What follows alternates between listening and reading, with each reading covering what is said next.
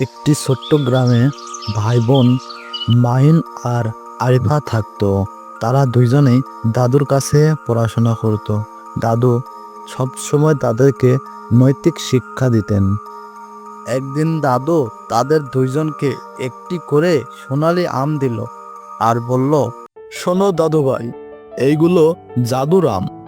তোমরা যদি এগুলো সঠিকভাবে ব্যবহার করতে পারো তাহলে তোমাদের গাছে আরো অনেক আম ফলবে। কিন্তু যদি তোমরা লোভে পড়ো তাহলে তোমাদের গাছ মরে যাবে। কথাটা মনে রেখো।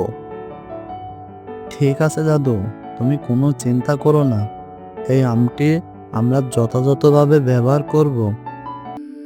আরিফা আমটা নিয়ে গিয়ে গ্রামের আরো কিছু মেয়েদেরকে সাথে করে খেলো।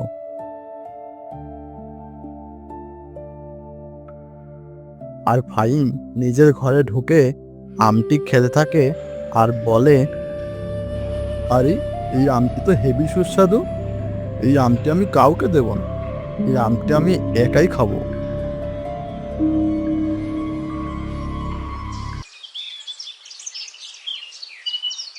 পরের দিন সকালবেলায় তারা দুইজন যখন ঘুম থেকে উঠল এবং বাইরে বের হলো, তখন দুজনেই অবাক হয়ে গেল এবং মাহিন অবাক হয়ে বলল, এ কি? এই মরা আম গাছটা তো এর আগে এখানে ছিল না। আম গাছটা কোথায় থেকে এলো? দিদি, এই আম গাছটা কোথায় থেকে এলো বলো তো?